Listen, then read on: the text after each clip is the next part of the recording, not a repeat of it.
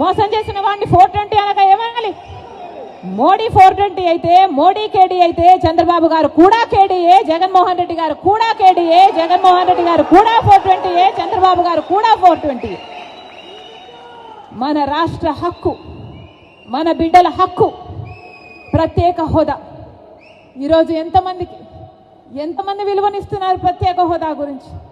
ఎంతమంది పట్టించుకుంటున్నారు ప్రత్యేక హోదా గురించి?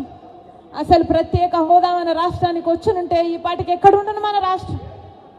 15 లక్షల కోట్ల రూపాయలు విలువ చేసే ప్రత్యేక హోదా వచ్చుంటే మన పోలవరం మనం కట్టుకోలేమా? మన రాజధాని మనం కట్టుకోలేమా? ఎంత మేలు జరిగింది మన బిడ్డలకు. ఏ రాష్ట్రానికన్నా మన రాష్ట్రం ఎందుకు తక్కువ ఉండాలి? బాధ లేదా? ప్రత్యేక హోదా వచ్చునుంటే మన రాష్ట్రం ఎక్కడో ఉండుండే. రాజశేఖర రెడ్డి గారు మన రాష్ట్రం గురించి, మన రాష్ట్ర ప్రజల గురించి ఎంత ఆలోచన చేశాడు. ఉందా ఈ నాయకులకు ఆలోచన? చంద్రబాబు గారికి ఉందా? పోనీ జగనన్న గారు రక్తం పచ్చుకుని పుట్టారు కదా, ఉందా జగనన్న గారికి ఆలోచన? రాజశేఖర రెడ్డి గారు జలయజ్ఞంలో ప్రాజెక్టులు 54 ప్రాజెక్టులు మొదలు పెట్టాడు. ఆంధ్ర రాష్ట్రంలో 12 ప్రాజెక్టులు పూర్తి చేస్తే 42 ప్రాజెక్టులు ఇంకా అలాగే ఉంటే ఏమన్నాడు జగనన్న గారు? నేను 6 నెలల్లో పూర్తి చేస్తానన్న జగనన్న గారు రాజశేఖర్ ఇదేనా మాట నిలబెట్టుకోవడం అంటే? మడమ తప్పకపోవడం అంటే? ఇచ్చిన మాటను మడత పెట్టారు కదా. మీరా రాజశేఖర రెడ్డి గారి వారసు? ఆలోచన చేయాలి. రాష్ట్ర ప్రజలందరూ కూడా ఆలోచన చేయాలి. ఈరోజు వ్యక్తిగత కారణాల కోసం రాజశేఖర రెడ్డి బిడ్డ ఆంధ్ర రాష్ట్ర రాజకీయాలలో అడుగు పెట్టలేదు. వ్యక్తిగత రాజకీయాల కోసమే అయితే, వ్యక్తిగత కారణాల కోసమైతే రాజశేఖర రెడ్డి బిడ్డ 2019లోనే ఆంధ్ర రాష్ట్రంలో అడుగు పెట్టాల్సి ఉంది. కానీ ఈరోజు ఆంధ్ర రాష్ట్రంలో రాజశేఖర రెడ్డి బిడ్డ అడుగు పెట్టింది అంటే ఎందుకు పెట్టింది? ఎందుకంటే ప్రత్యేక హోదా కోసం కనీసం పోరాడే వాళ్ళు కూడా లేకపోయారే అని. మనం పోరాడకపోతే ఆంధ్ర రాష్ట్రంలో ప్రత్యేక హోదా ఎప్పటికీ రాదు. కాబట్టి ప్రత్యేక హోదా ఇస్తారన్న ఏకైక వ్యక్తి రాహుల్ గాంధీ గారు. మొట్టమొదటి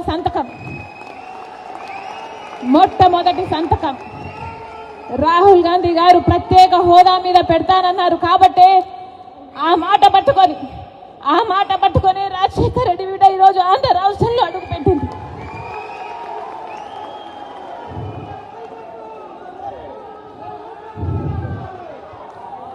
ప్రత్యేక హోదా లేకపోతే ఆంధ్ర రాష్ట్రానికి భవిష్యత్తే లేదు.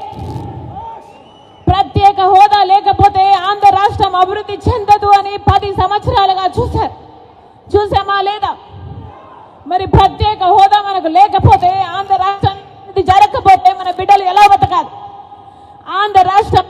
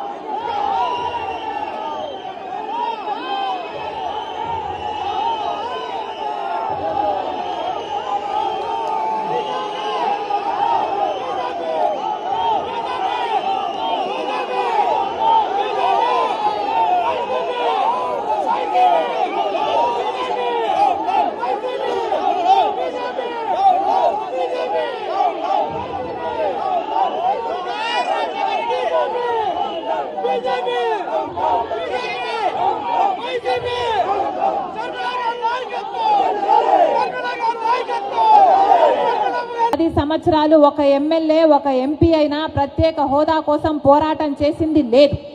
కాబట్టే ప్రత్యేక హోదా ఊసేలేదు.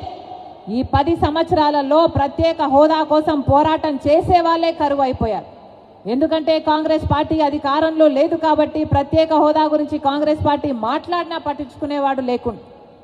కాబట్టే చెప్తున్నాం, ఈరోజు రాజశేఖర్ రెడ్డి బిడ్డ ప్రకటిస్తుంది, ప్రత్యేక హోదా ఉద్యమం కాంగ్రెస్ పార్టీ భుజాన ఎత్తుకుంది. ప్రత్యేక హోదా ఆంధ్రుల హక్కు, ప్రత్యేక హోదా, ప్రత్యేక హోదా, ప్రత్యేక హోదా, ప్రత్యేక హోదా. అంబేద్కర్ గారు ఒక మాట అన్నారు, గొర్రెల్లాగా ఉండకండి బలిస్తారు, సింహాల్లాగా ఉండండి అని. 10 ఏళ్ళు గొర్రెల్లాగానే ఉన్నాం కదా, 5 ఏళ్ళేమో చంద్రబాబు గారిని నమ్మి గొర్రెలయ్యాం, ఇంకొక 5 ఏళ్ళేమో జగనన్న గారిని నమ్మి గొర్రెలయ్యాం. 10 ఏళ్ళు గొర్రెల్లాగా ఉంటే ఏమైంది? ఈరోజు మనం బలిస్తున్నారు. అందుకే సింహాలలాగా ఉండండి అన్నాడు అంబేద్కర్ గారు. సింహంని చూస్తే ఎవరికైనా బలి ఇయ్యబుద్ధి అవుతుందా? ఏమన్నా సింహం చూస్తే ఎవరికైనా బలి ఇయ్యబుద్ధి అవుతుందా?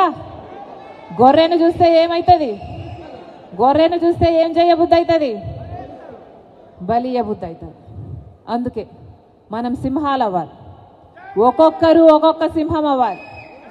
జై భీమ్, జై భీమ్, జై భీమ్.